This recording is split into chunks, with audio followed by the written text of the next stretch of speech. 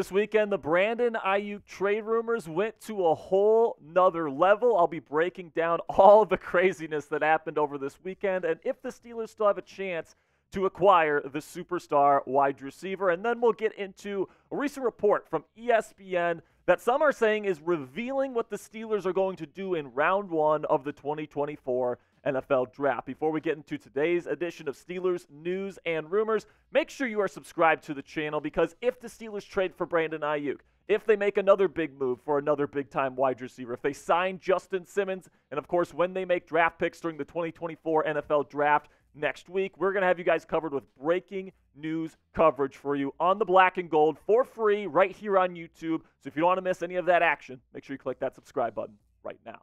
So now let's talk about Brandon Aiyuk here. We've talked about Aiyuk quite a bit on the channel, all right? And we've talked about what I'd be willing to give up in a trade for him. But over the weekend here, many conflicting reports surfaced on the status of Brandon Aiyuk and whether or not he requested a trade away from the San Francisco 49ers. So let's start with earlier on in the weekend, where he reportedly unfollowed the 49ers on his Instagram account. So this is usually a tactic that these wide receivers do and just players in general use when they're not happy with their current contract situation. They want to speed things along. Right now it's been well reported that Aiyuk and the 49ers are far apart on contract negotiations. Then Benjamin Albright put this tweet out, a photo out on his X account, I believe on Saturday, if not Sunday, saying, yeah, I figured as much, be safe at the top. Then Steelers trying to get Aiyuk for Russ. And he says, oh, wow, that would be a huge get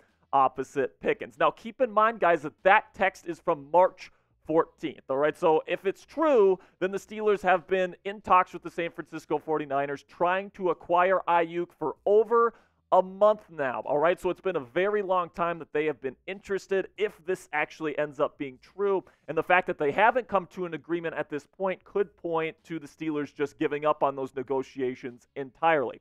Then you get John Frescella, who had put this out on Sunday morning, saying Brandon Aiyuk has officially requested a trade from the 49ers per confirmation from my San Francisco source. Benjamin Albright and the 49er Sports Talk have also done some preliminary reporting on this story.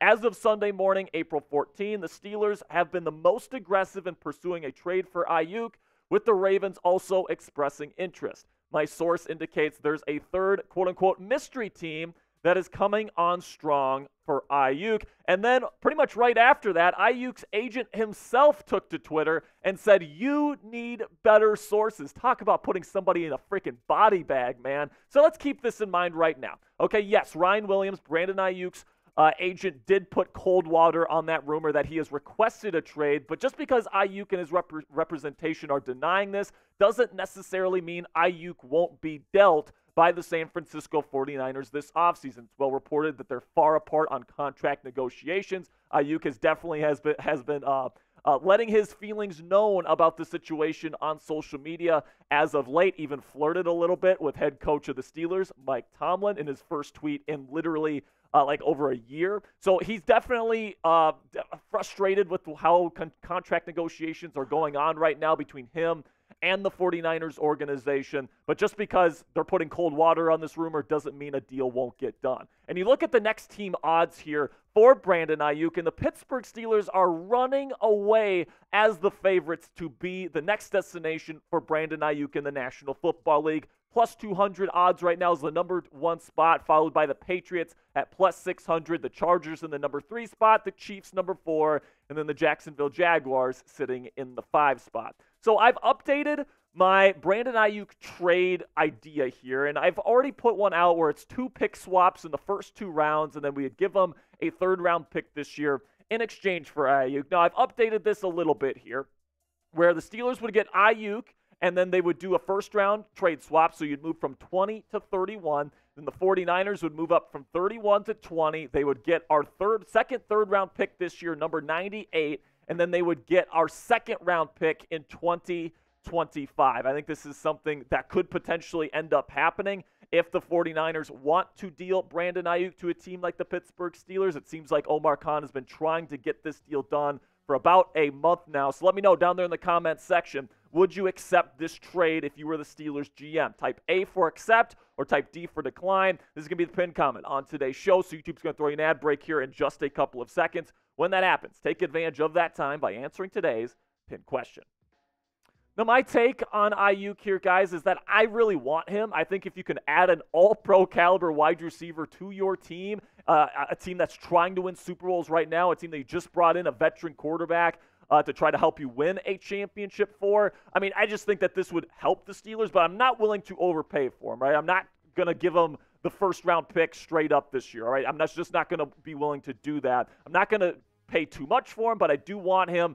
And I do think at the end of the day, I think he's going to sign an extension with San Francisco. They went through a similar situation with Deebo Samuel there in the Bay, and they ended up getting him locked up to a long-term extension. So I do think Brandon Aiyuk, being as good as he is, will probably sign that extension with San Francisco, and the Steelers will have to get their number 2 receiver elsewhere. All right, so now let's shift from trade rumors to draft rumors here, as ESPN's Matt Miller has revealed what he's hearing surrounding the Pittsburgh Steelers draft plans in round 1 of this year's NFL draft. This is what he has to say.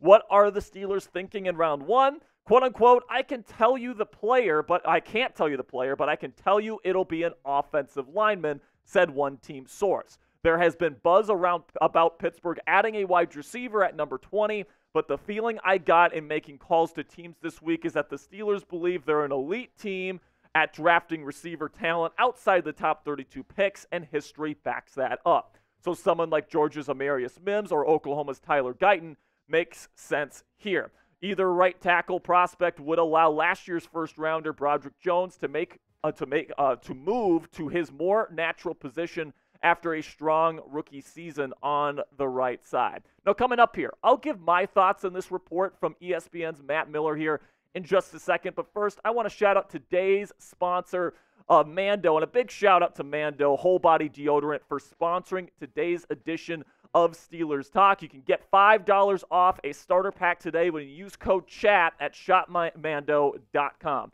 Ditch the soap and step up to the plate with Mando Whole Body Deodorant today. Developed by a doctor, this game-changing formula is safe for your entire body and knocks out odor like a champ.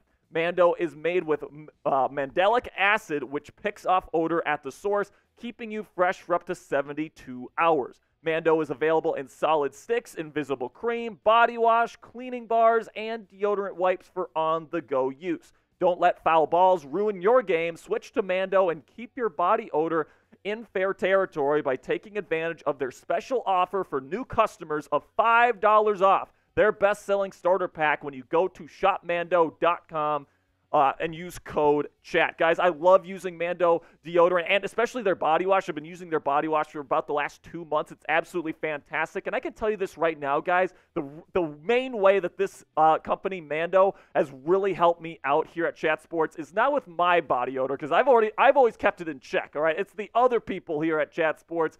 It's definitely smelling a bit more fresh around the Chat Sports office ever since we introduced Mando here with us here in our Dallas, Texas office. So big shout out to Mando for helping our offices smell fresher every single day. Mando's starter pack is perfect for new customers because it comes with a solid stick of deodorant, cream tube deodorant, 2 free products of your choice as well, like mini body wash, which I highly recommend, or their deodorant wipes plus free shipping.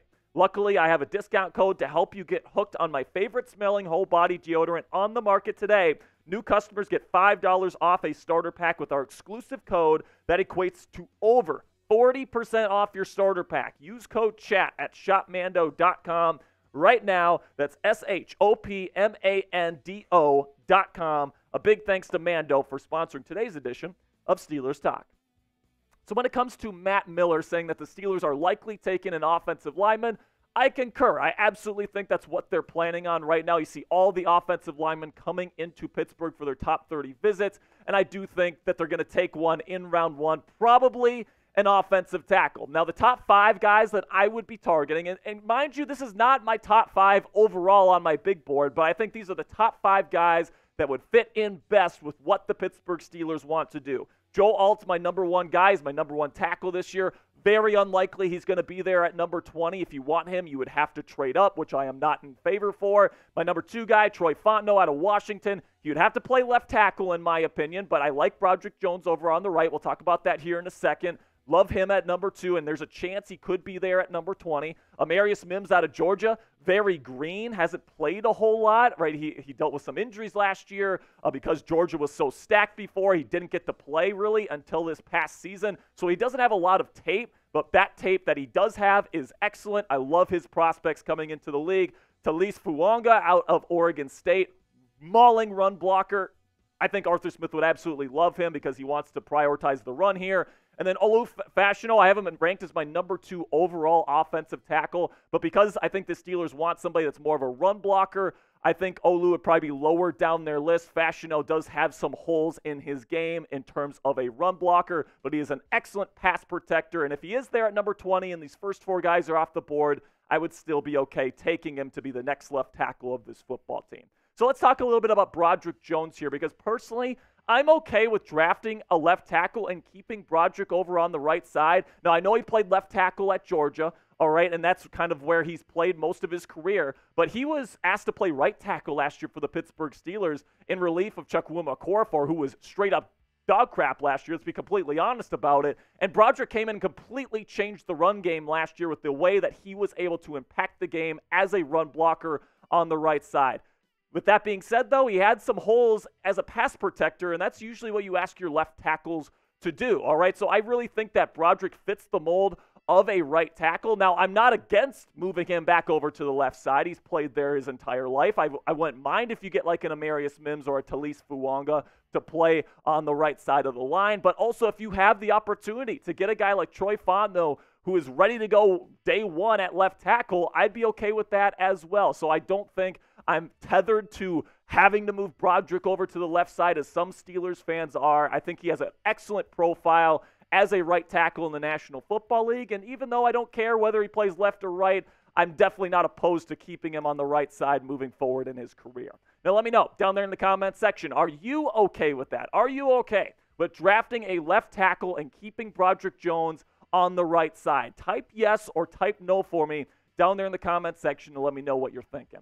So now let's get into ESPN's 3-round Steelers mock draft. So not only did Matt Miller say the Steelers are likely taking an offensive lineman in round 1, but they also put out a 3-round mock draft, 4 picks for the Steelers, so let's get into it. First pick, at number 20, they have the Steelers taking Graham Barton, offensive lineman out of Duke. Now, I've talked a lot about Barton on the show previously, really a big fan of his game. This is what Field Yates has to say about Barton to the Steelers.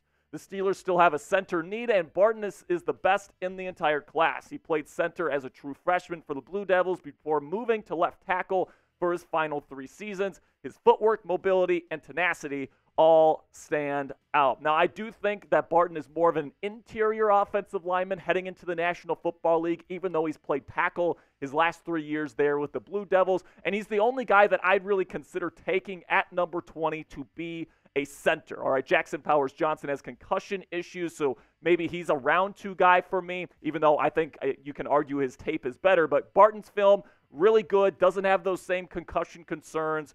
He can also play all 5 offensive line positions, which is extremely rare. That versatility is really going to be valuable for one of these teams in round 1. And it also gives the Steelers flexibility on day 2, because if you get Graham Barton, you can take a center in round 2 or round 3, but you can also do the same with offensive tackle, because no matter what, Graham Barton is going to be able to fill out one of those spots. So whether it's offensive tackle or center on day 2, whatever is the best value, you end up picking that guy, and then you plug Barton in on the other spot. So for me, I'd rather go out and get an offensive tackle like a Talise Fuanga, Amarius Mims, Troy Fontenot. So one of those 3 guys is probably the 3 guys that I'd be targeting, but I would be okay with Graham Barton. I'll give this one a B. Then we get into round 2 here. Ramel Kiper Jr. has the Steelers taking Jaylen McMillan, wide receiver out of Washington, with the 51st overall pick. This is what Kiper has to say about number 11 for the Huskies. I went with this match in my 2-round mock as well. McMillan could help fill the void of Deontay Johnson, who was traded to the Panthers and making plays out of the slot. Now, guys, I reacted to this pick that Mel made in his 2-round mock draft for the Steelers, and if you watch that video, you know I'm lower on Jaylen McMillan. Now, he's a really good run blocker for his size, and decent route runner as well. So, he's not a bad wide receiver. That's not what I'm trying to say. But he's not really good in the contested catch situations, and I don't think he can survive on the outside because he's really bad against press man coverage. No physicality to his game as a route runner whatsoever. So he needs to be wide open in order to really catch footballs, which is not a good trait for an NFL wide receiver to have. And I think there are much better values in round 2, at least in my opinion. Right now I have a late round 3, early round 4 grade on Jaylen. I just think there's much better values at number 51 if you want to go wide receiver. So for me, I'm going to go a D grade here because McMillan's more of like, in round 4, I think this would be a much better value. Let's put it that way. But at pick number 51 with other needs still left on the table, I don't think McMillan's a round 2 type of guy. Now, make sure you guys click that thumbs up icon if you haven't already. Like today's show if you are a real one. You watch our shows, you support our channel, and you want to help make this video the best it can possibly be. Then we get into round 3 here, and this is where it starts to turn around a little bit. Michael Hall Jr., defensive tackle out of Ohio State, put on a lot of weight during this process, but he's been able to test really well as well, along with putting on that weight. Whoever's doing his program this offseason is doing a fantastic job. He's my number 3 defensive tackle in this class. Here's what Field Yates has to say about Hall. The Steelers don't need a week 1 starter at defensive tackle, but Hall would provide pass rush juice and could eventually pair with Keanu Benton when Pittsburgh no longer has Cameron Hayward. And listen, man, I love Michael Hall Jr. as a player. Now, with the Buckeyes last year, definitely undersized for somebody that's going to be considered a 3 technique in the National Football League. But he put on like 15 pounds just this offseason, and he's been able to test extremely well as well. And he really does have a great pass rushing skill set. He can win with power. He can win with finesse.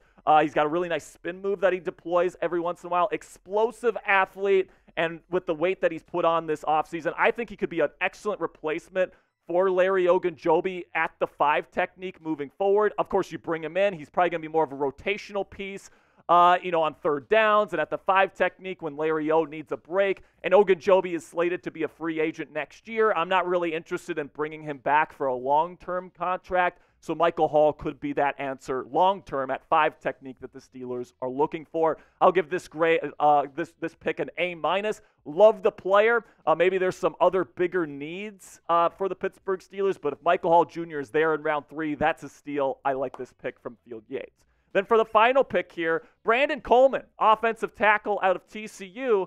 And if you're saying, who the hell is that? I had the same reaction, kind of. I mean, I know who he is, but like, I've never seen him mocked in the first 3 rounds. This is what Field Yates has to say on Coleman. Pittsburgh would add versatility and experience with Coleman while continuing the remake of its offensive line. He didn't allow any sacks last season. But listen, man, plain simply, Coleman's film is a mess from 2023. Now, you can make an argument he was playing hurt or whatever, but it's like the balance is all off. Technique, hand placement, all of it needs a lot of work. I currently have a round 5 grade on Coleman, which is actually higher than where Pro Football Focus has him right now, and they have him ranked 231st on their big board. Now, he definitely tested out of the gym at the combine. Like, it was an awesome performance. He's a great athlete. He's got the long arms you look for. This guy has the potential to develop into an NFL starting tackle someday, but like the Steelers need somebody right now, and that's why I hate this pick. All right, if you're going to be getting somebody to start right away, it's not going to be Brandon Coleman, man. He's going to have to take at least a year to get himself ready to even have a chance to be a starter in this league.